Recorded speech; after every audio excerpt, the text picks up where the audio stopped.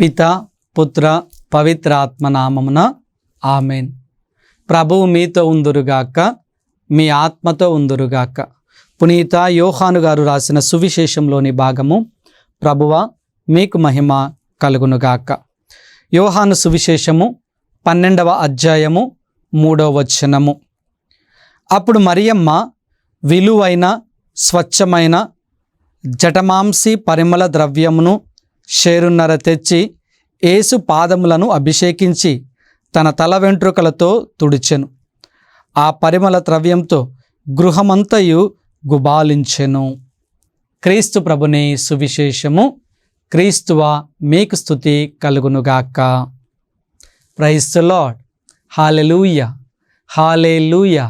దేవుని ప్రియ స్నేహితులారా, మొట్టమొదటిగా మీ అందరికీ కూడా క్రీస్తు ప్రభు జయంతి శుభాకాంక్షలను తెలియచేస్తూ ఉన్నాను. అందరూ బాగున్నారా? పండుగను అందరూ బాగా జరుపుకున్నారా? పండుగ బాగా జరుపుకున్న వాళ్ళందరము కూడా ఒక్కసారి దేవునికి స్తోత్రాలు తెలియచేద్దామా? హల్లెలూయా, ప్రైజ్ ది లార్డ్, హల్లెలూయా.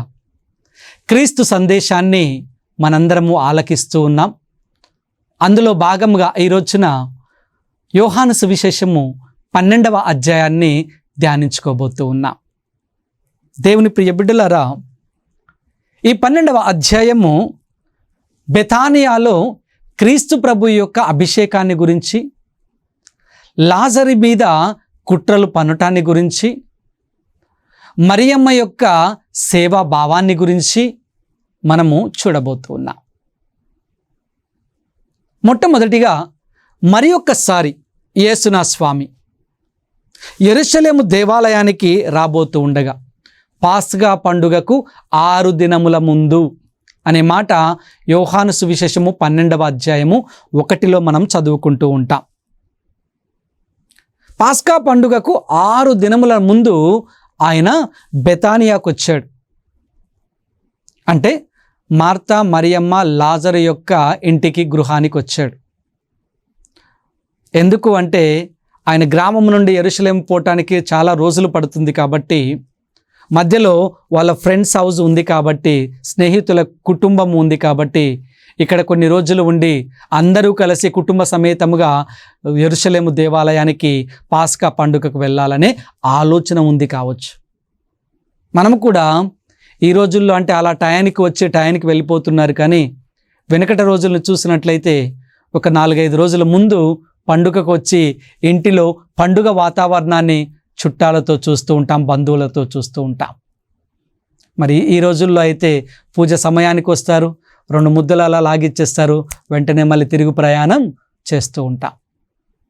యేసునా స్వామి 6 రోజుల ముందు ఆ యొక్క ఇంటికి చుట్టచూపుగా వచ్చి ఉన్నాడు.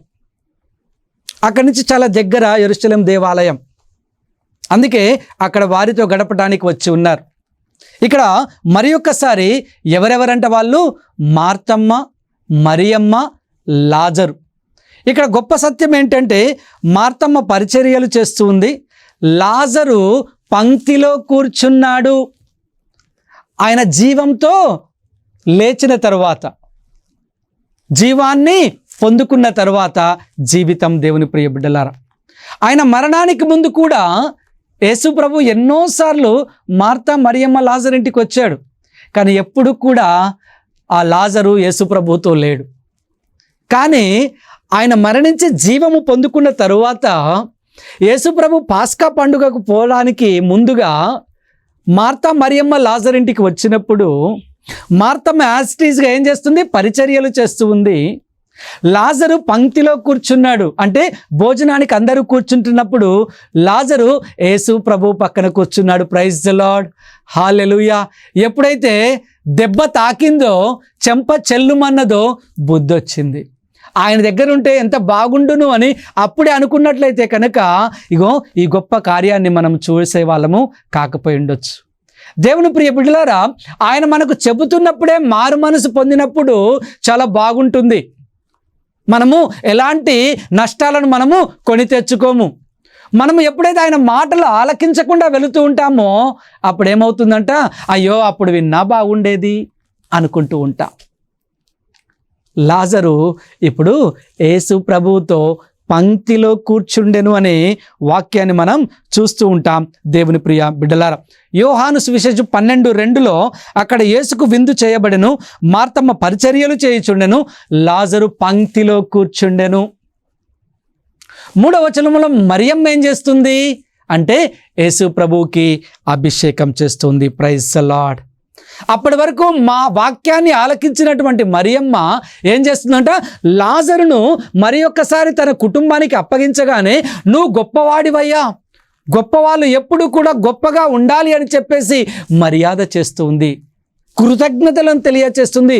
ఎలా కృతజ్ఞతలను మరియమ్మ తెలియచేస్తుంది అంటే పరిమళ ద్రవ్యమును ఆయన పాదముల మీద పోసి తన తల వెంట్రుకలతో తుడుచుచు ఆ పరిమళ ద్రవ్యముతో ఆయన నింపుతూ ఉంది. అంత కృతజ్ఞతలను తెలియచేస్తూ ఉంది. అదే మనము యోహాను 12:3 ఆలకించి ఉన్నాం. దేవుని ప్రియ బిడ్డలారా, ఏమంట, ఎలాంటి పరిమళ ద్రవ్యం అంట అది? మరియమ్మ విలువైన స్వచ్ఛమైన జటమాసి అంటే ఏంటి?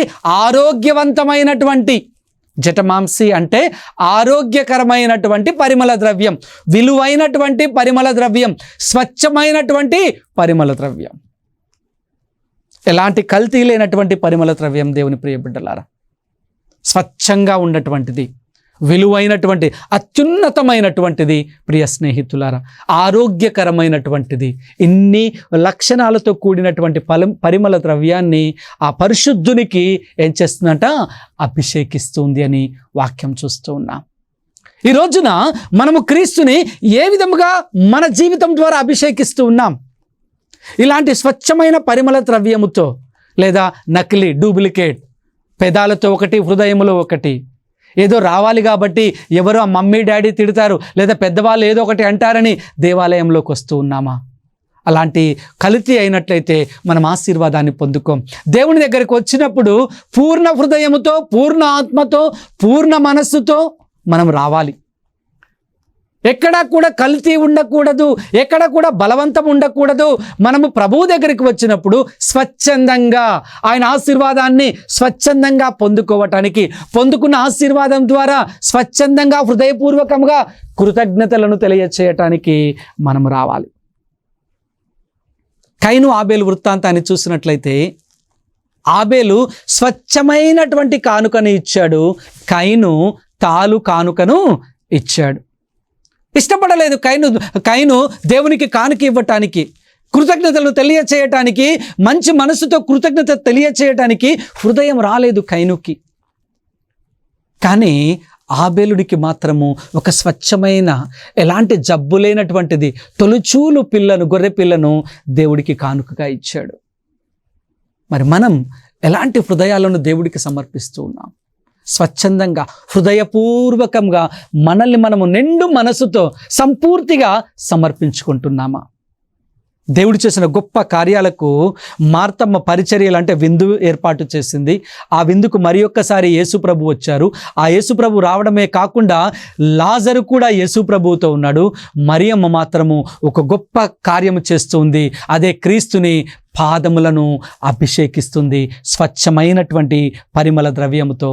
దేవుని ప్రియ బిడ్డలారా, అప్పుడు అలా మంచి కార్యాలు చేస్తూ ఉండగా 12 మంది శిష్యులలో ఒక శిష్యుడికి కన్ను కుట్టింది. యోహాను సువిశేషము 12వ అధ్యాయము 4వ వచనంను మనం చూసినట్లయితే కనుక, అంతటా ఆయన శిష్యులలో ఒకడు ఆయనను పట్టింపనున్న యూదా ఇస్కారియోతు ఏమంటున్నాడంట, ఈ పరిమళ ద్రవ్యము 300 దినారములకు అమ్మి పేదలకు ఇయ్యకూడదా అనెను. ఎంతో మంచి మనసు అనుకుంటాం యూదా ఇస్కారియోతుది. ఆయనను పట్టించడానికి ఆలోచనలు చేస్తూ ఉన్నాడు. కానీ ఏమంటున్నాడంట, ఎందుకు వ్యర్థముగా అంత స్వచ్ఛమైన పరిమళ ద్రవ్యాన్ని పాడు చేస్తూ ఉన్నారు? ఆ షేరున్నర మార్కెట్లో అమ్మి 300 దినారములకు మార్కెట్లో అమ్మి వచ్చిన డబ్బును పేదలకు పంచిపెడితే సరిపోదా? ఎందుకు పాడు చేస్తున్నారు అని మాట్లాడుతున్నాడు. యూదా ఇస్కారియోతు మాటలు ద్వంద్వముతో కూడినటువంటి మాటలు, 2 స్వభావాలు కలిగినటువంటి మాటలు. దేవుని ప్రియ స్నేహితులారా, ద్వంద్వ స్వభావము కలిగినటువంటి వాడు యూదా ఇస్కారియోతు. ఎందుకంట ఆయన ఆ మాట అంటున్నాడు అంటే, ఒకవేళ దాన్ని మార్కెట్లోకి అమ్మాలని చెప్తే కనుక నన్నే పంపిస్తారు మార్కెట్కి. నేను దాన్ని అమ్మినప్పుడు ఆ డబ్బులను మెయింటెనెన్స్ చేయాల్సింది నేనే. కోశాధికారి అంటాం, ఫైనాన్స్ మినిస్టర్ కావాలనేది ఆ యొక్క యూదా ఇస్కరియోతు ఆశ. అది మార్కెట్లోకి అమ్మగానే ఆ డబ్బులు యూదా చేతిలోనికి వస్తాయి. యూదానే ఖర్చు పెట్టాలి, యూదానే లెక్క రాయాలి. చాలామందికి అది ఇష్టం. లెక్కలు రాయడం అంటే చాలా ఇష్టం. కోశాధికారిగా ఉండాలంటే ఇష్టం. దేవుని ప్రియ బిడ్డలారా, అలాంటి స్వభావముతో ఎవరున్నారు? యూదా ఇస్కరియోతు. ద్వంద్వ స్వభావము. అదో మంచి పేదల పట్ల ప్రేమ కలిగో, పేదల పట్ల మంచి చేయాలనే ఆలోచన కాదు, కానీ ఆ యొక్క అధికారము వచ్చినప్పుడు అధికారం ద్వారా ఆయన పెత్తనము నడిపించుకోవటానికి ఆయన పన్నినటువంటి పన్నాగము దేవుని ప్రియ స్నేహితులారా. అందుకే ఆయన ఆలోచనలు ద్వంద్వ ఆలోచనలుగా ఉన్నాయి. కాబట్టి యోహాను సువిశేషము 6వ అధ్యాయము 70-71 వచనాలు మనం చూసినట్లయితే, యేసు ప్రభు మీలో ఒకడు నన్ను అప్పగించబోతూ ఉన్నాడు, ఆయన పిశాచము అంటున్నాడు. మీలో ఒకడు పిశాచము. 12 మంది కూడా నా శిష్యులుగా లేరు, అందులో ఒకడు పిశాచము, సైతాను శిష్యుడిగా ఉంటూ ఉన్నాడు. ఎందుకంటే నన్ను అప్పగించబోతూ ఉన్నాడు. ఆయనే ఇస్కరియోతు. దేవుని ప్రియ సహోదరి సహోదరులారా,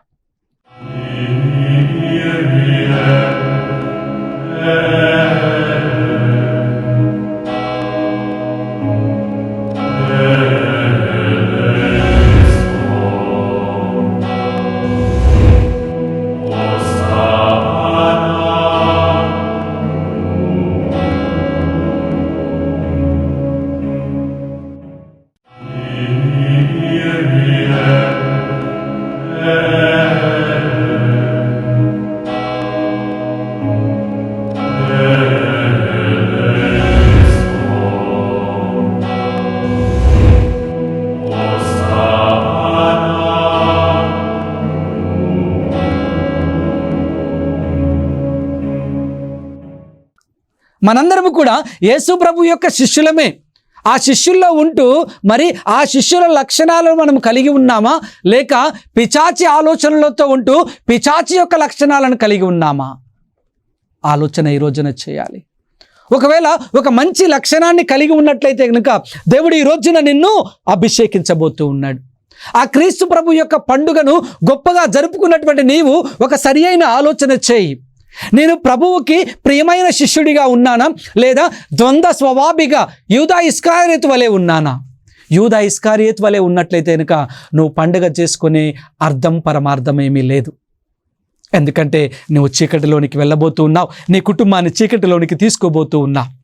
లేదు, నే ఆ 11 మంది శిష్యుల మాదిరిగా పండుగను గొప్పగా జరుపుకొని ఆ ప్రభువుకి సాక్ష్యంగా నిలబడినట్లయితే ఆ బాలయేసుని యొక్క కిరణాలు, కాంతి, వెలుగు నీ కుటుంబం మీద, నీ మీద ప్రకాశిస్తూ ఉంటుంది అని మనం గ్రహించాలి.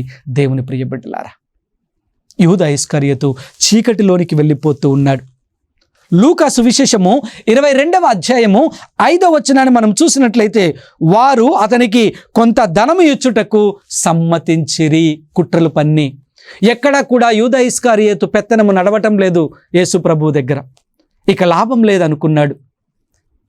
పెద్దల దగ్గరికి వెళ్ళాడు, ధర్మశాస్త్ర బోధకుల దగ్గరికి, ప్రధానార్చకుల దగ్గరికి వెళ్ళి, నేను పట్టిస్తాను, నాకేమిస్తావు?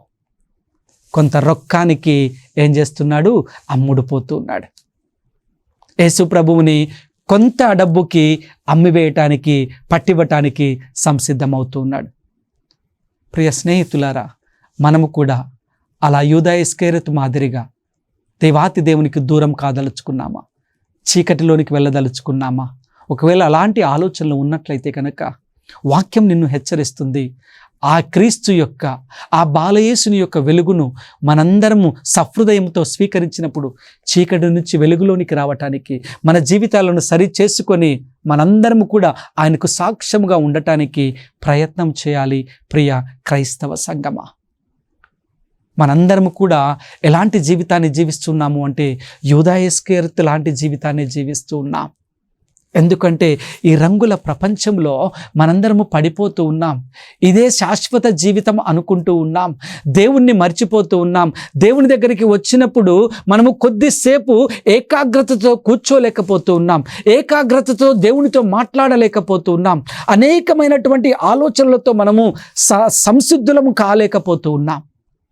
దేవుని ప్రియ బిడ్డలారా, ఆయన దగ్గరికి వచ్చినప్పుడు మనము హృదయాన్నంతటిని పదిలపరుచుకొని, ప్రభువా నేను భారంతో వచ్చానయ్యా, ఈ భారాన్ని నా నుండి తొలగించయ్యా అంటూ ఉన్నప్పుడు తప్పకుండా ఆయన చేతిని అందిస్తాడు. ఆయన చేతిని మనము పట్టుకోవటానికి ప్రయత్నం చేయాలి. యూదా ఇస్కరియోతు లాంటి జీవితాన్ని మనం జీవించకూడదు. దేవుని ప్రియ బిడ్డలారా, ఈ 2024 ముగుస్తూ ఉండగా ఇంకా మనం ఈ రంగుల ప్రపంచంలో సత్యాన్ని కప్పివేసి అన్యాయాన్ని, అసత్యాన్ని, అశాంతిలో మనం ఇంకా ఎన్నాళ్ళని బ్రతుకుతూ ఉంటాం. ఒక క్రైస్తవ జీవితం జీవిస్తూ ఉన్నప్పుడు హృదయ పరివర్తన కలుగుతూ సరి అయిన ఆలోచన చేస్తూ దేవుని దగ్గరకు వెళ్ళేటప్పుడు మనం ఏమీ తీసుకొని పోలేము. మనము తీసుకుని పోవలసినది మంచి చెడులను మాత్రమే గ్రహించి మనము గ్రహించలేకపోతూ ఉన్నాం. గ్రహించినట్లయితే జీవిత శైలిని మనం తప్పకుండా మార్చుకోలేకపోతున్నాం. కాబట్టి యూదా ఇస్కరియోతులాగా దేవునికి దూరముగా చీకటిలోనికి వెళ్ళిపోతూ ఉన్నాం. చూడండి, ఇక్కడ ఎంత చక్కగా మాట్లాడుతున్నాడు. దీన్ని మార్కెట్లోకి తీసుకుని వెళ్ళి 300కు అమ్మి పేదలకిస్తే బాగుంటుంది కదా అంటున్నాడు. ద్వంద్వ స్వభావము కలిగినటువంటి వాడు. మనలో కూడా ఇలాంటి ఆలోచనలతో మనం ఉంటాం. దేవాలయ సన్నిధిలో మేము రెడీగా ఉన్నాం ఇవ్వటానికి, దేవుని కోసం ఏదైనా సేవ చేయటానికి స్వచ్ఛందంగా మేము వస్తాం, పని చేయడానికి స్వచ్ఛందంగా మేము వస్తాం అని మాట్లాడుతాం. వెనుకకు వెళ్ళి మనం ఏమంటాం? ఏం పని లేదా, ఇప్పుడే తీరిందా అనే రకాలుగా మనం మాట్లాడుకుంటూ ఉన్నాం. అందుకే దేవుని ప్రియ బిడ్డలారా, మనం ఎదగలేకపోతున్నాం. ద్వంద్వ స్వభావం కలిగి జీవిస్తున్నాం కాబట్టి ఎదగలేకపోతున్నాం. దేవుని పనులను, దేవుని కార్యక్రమాలను మనము చురుకుగా, ఉత్సాహంతో, ఆనందంతో, సంతోషంతో ఎప్పుడైతే చేయగలుగుతామో మన కుటుంబము, మన జీవితము ఉన్నత స్థానంలో అంతే ఉత్సాహంగా, అంతే చురుకుగా, అంతే త్వరగా ఎదుగుతూ ఉంటుంది. దేవుని కార్యాల పట్ల ఎప్పుడైతే మనము నిర్లక్ష్యం చేస్తూ ఉంటామో మన జీవితాలు కూడా ఆలస్యంగా ఎదుగుతూ ఉంటాయి. పరిశీలించి చూడండి. ఒకసారి ప్రభువులో ముందుకు వచ్చి, ప్రభువు కోసం నేను చేయటానికి నా శరీరాన్ని, నా సమయాన్ని, నా జీవితాన్ని, నా ధనమును నేను వెచ్చించి చూస్తాను అని పరిశీలించి చూడండి. మలాకి గ్రంథం 3వ అధ్యాయం 10వ వచనం, మీరు నన్ను పరిశీలించి చూడండి అంటూ ఉన్నాడు. ఎప్పుడు? ఆయనకు సమయాన్ని ఇచ్చినప్పుడు, ఆయనకు 10వ వంతు ఇచ్చినప్పుడు మనల్ని పరిశీలించి చూడమంటున్నాడు. నన్ను పరీక్షించి చూడండి, నేను మీ తరపున గొప్ప కార్యాలు చేస్తానో లేదో మీరు చూడండి అంటున్నాడు మలాకి 3:10లో. దేవుని ప్రియ బిడ్డలారా, ఆయనకి సమయాన్ని మనం ఇవ్వాలి. ఆయనకి మన సమయాన్ని ఇవ్వాలి. ఆయనకు మన చేతులను ఇవ్వాలి. ఆయనకు మన ఆలోచనలు ఇవ్వాలి. ఆయనకు మన యొక్క జీవితాన్ని ఇవ్వాలి. అప్పుడు మన జీవితాన్ని ఆయన ఈ లోకంలో బలపరుస్తూ ఉంటాడు. యూదా ఇస్కరియోతు అంత గొప్ప సత్యాన్ని మరిచిపోయి ఆయన ఈ లోక అధికారాన్ని మాత్రమే చూస్తున్నాడు. ఈ లోక పలుకుబడిని మాత్రమే చూస్తూ ఉన్నాడు. నేను మాత్రమే అందరి దృష్టిలోకి వెళ్ళాలి అని ఆయన గుర్తెరుగుతూ ఉన్నాడు, గమనిస్తూ ఉన్నాడు. ఎక్కడికి వెళ్ళినా యేసు ప్రభు ఆయనను ఏం చేస్తున్నాడంట? అణిచివేస్తూ ఉన్నాడు. ఎందుకంటే ఆ యొక్క హృదయములో ఆలోచనలన్నీ ఎప్పుడైతే అణిచివేయబడతాయో అప్పుడు దేవునికి దగ్గరగా అవుతాడు అనే ఒక మంచి ఆలోచనతో యేసు ప్రభు తన శిష్యుడైనటువంటి యూదా ఇస్కరియోతును అణిచివేస్తూ ఉండగా ఆయన మాత్రము ఏమంటున్నాడు? నన్ను అవమానపరుస్తున్నాడు అడుగున అని చెప్పివేసి దేవుని దగ్గర నుంచి ఆ శిష్య స్థానము నుండి బయటికి వస్తున్నాడు. ఎప్పుడైతే బయటికి వస్తున్నాడో చీకటిలోనికి వెళ్ళిపోతున్నాడు. ఎప్పుడైతే చీకటిలోనికి వెళ్ళిపోతున్నాడో ఆయనను అమ్మివేయటానికి ప్రధానార్చకులతో చేతులు కలుపుతూ ఉన్నాడు. ఎప్పుడైతే ప్రధానార్చకులతో చేతులు కలుపుతూ ఉన్నాడో ఆ ప్రభువుని అప్పగించి వేస్తూ ఉన్నాడు ధనానికి. దేవుని ప్రియ బిడ్డలారా, ఆలస్యంగా ఆయన తెలుసుకున్నా కానీ ప్రయోజనం లేకుండా పోతుంది. ఆయన ఆలస్యంగా నేను ఒక మంచి వాడిని అప్పగించానే అని ఆయన పశ్చాత్తాపడ్డ ప్రభు దగ్గరికి రావటానికి అడుగు వేయలేకపోయాడు. అందుకే ఉరి వేసుకొని చీకటి చావు చనిపోయాడు. దేవుని ప్రియబిడ్డలారా, ఈ రోజున ఆలోచన చేద్దాం. బెతానియాలో అభిషేకము పొందుతున్నటువంటి క్రీస్తు ఈ రోజున నన్ను హెచ్చరిస్తున్నాడు. నీవు ఇస్కరియోతు వలె ఉండకుండా ఎలా ఉండాలంటున్నాడు? మరియమ్మ వలె, లాజరు వలె, మార్తమ్మ వలె సేవలను చేస్తూ నాతో పాటే ఉంటూ నాతో పాటే భుజిస్తూ దర్శన గ్రంథం 3వ అధ్యాయం 20వ వచనంలో, నేను నీ ద్వారమును తలుపు తట్టుచూ ఉన్నాను, ద్వారము తీసిన వెరడలా నీ ఇంటిలోనికి వచ్చి నీతో భోజనము చేస్తాను అని ప్రభు మాట్లాడుతూ ఉన్నాడు. ఆయన పంక్తిలో మనము ఉండాలి. ఆయనను మనం అభిషేకించే బిడ్డలముగా ఉండాలి. ఆయనను పరిమళ త్రైవముతో, అంటే మన హృదయముతో ఆయన్ను అభిషేకించాలి. మన చేతులతో ఆయన్ని మనము అభిషేకించాలి. మన మాటలతో మనము ఆయన్ని అభిషేకించాలి. ప్రియ స్నేహితులారా, ఇది నా గొప్పతనం కాదు, కానీ నా దేవుని గొప్పతనము అని ఆయనకు మన జీవితంలో ప్రథమ స్థానాన్ని ఇవ్వాలి. అదే ఒక అభిషేకం. ప్రియ దేవుని బిడ్డలారా, అలా మనము దేవుణ్ణి అభిషేకించినప్పుడు దేవుడు మనల్ని ఆశీర్వదించి ఉన్నత స్థానంలో మనలందరినీ నిలబెడతాడు.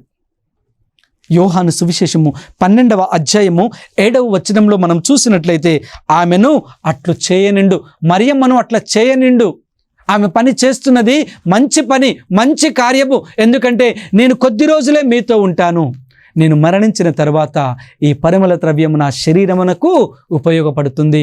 కాబట్టి నేను జీవము ఉండగానే నన్ను అభిషేకిస్తూ ఉండగా ఆమెను ఆటంకపరచకుడు. పేదలెప్పుడూ మీతోనే ఉంటారు, భోజనము కావాలి ఆకలిగా ఉన్నవారు ఎప్పుడూ మీతోనే ఉంటారు, కానీ నేను మీ మధ్య కొద్ది రోజులు మాత్రమే ఉంటాను.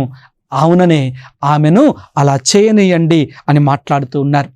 యోహాను సువిశేషము 12వ అధ్యాయము 9వ వచనాన్ని మనం చూసినట్లయితే, యేసునే కాదు లాజరును చంపుటకు కూడా కుట్రలు పన్నుచుండిరి అనే మాట మనం వింటూ ఉన్నాం. ఎందుకంట లాజరు యేసు ప్రభు మార్గంలో నడుస్తూ ఉన్నాడు. లాజరు యేసు ప్రభు ద్వారా జీవాన్ని పొందుకున్నారు. లాజరును చూసి యేసు ప్రభువుని అనేక మంది విశ్వసించారు అని యోహాను సువిశేషం 12వ అధ్యాయము 11వ వచనము మనకు నేర్పిస్తుంది. లాజరు మూలముగా యేసు ప్రభువుని అనేక మంది విశ్వసించారు. కావుననే యేసును చంపుటకే కాకుండా లాజరును చంపటానికి కూడా కుట్రలు పన్నుచున్నారని వాక్యం సెలవిస్తూ ఉంది. దేవుని ప్రియ బిడ్డలారా, మరి మనము ఎలాంటి స్థితిలో మనము ఉన్నాం? ఇస్కారియోతు మాదిరిగా కాకుండా మరియమ్మ వలె, లాజరు వలె యేసుక్రీస్తు కోసము మరణించే బిడ్డలముగా ఉండటానికి మనందరము కూడా ధైర్యాన్ని వహించుకోవాలి. అలాంటి జీవితాన్ని జీవించటానికి యేసు ప్రభు మరి ఒక్కసారి మన మధ్యలో జన్మించారు. ఈ 24లో జన్మించి మనము క్రీస్తుకు సాక్షులుగా నిలబడు బిడ్డలుగా ఉండాలి అని మనము ఆయన్ని అభిషేకించినప్పుడు ఆయన ఆశీర్వాదాలతో మనం నిలబడతాము. ఆ ఆశీర్వాదాల వల్ల ఆయనకు సాక్ష్యముగా లాజరు ఏ విధముగా ఉన్నాడో మనము కూడా సాక్ష్యముగా ఉండటానికి ప్రయత్నం చేయాలి. అలా ప్రయత్నం చేయాలి అని మనందరము కూడా ప్రార్థన చేసుకుందాం. ఆ ప్రార్థనా శక్తిని మనందరము పొందుకుందాం. ఒక్క నిమిషం అందరం కళ్ళు మూసుకుందామా, ప్రార్థించుకుందాం. దయామయుడు అయిన దేవా, కృపగలిగిన తండ్రి, నీ కుమారుని యొక్క పండుగను డిసెంబర్ 25న గొప్పగా మేము కొనియాడి ఉన్నాం. సంతోషముతో పండుగను జరుపుకొని ఉన్నాం. ఈ రోజున మేము విన్నటువంటి వాక్యము ద్వారా మేమందరము కూడా నా తండ్రి క్రీస్తు ప్రభువుని అభిషేకించి, నైనా మేము అభిషేకించిన దాని ప్రకారముగా ఆశీర్వాదాలను పొందుకుని ఆయనకు సాక్షులుగా నిలబడి బిడ్డలుగా మమ్మల్ని అందరినీ మలచండి. ప్రభువా, మేము ఇస్కారియోతు వలె నా తండ్రి చీకటిలోనికి ప్రయాణం చేయకుండా క్రీస్తు ప్రభువు యొక్క దివ్య బాలయేసు యొక్క వెలుగును పొందుకొని మేమందరము ధైర్యముగా ముందుకు నడుస్తూ ఈ లోకంలో నీ రాజ్యాన్ని తీసుకుని వచ్చి బిడ్డలుగా మమ్మల్ని అందరినీ మలచమని మా నాథుడైన క్రీస్తు ద్వారా ఈ మనవి చేయుచున్నాము. ఆమేన్. ప్రభువు మీతో ఉందురుగాక, మీ ఆత్మతో ఉందురుగాక. సర్వశక్తిగల సర్వేశ్వరుడు పిత, పుత్ర, పవిత్రాత్మ మేమందరిని ఆశీర్వదించి కాచి కాపాడుదురుగాక. ఆమేన్.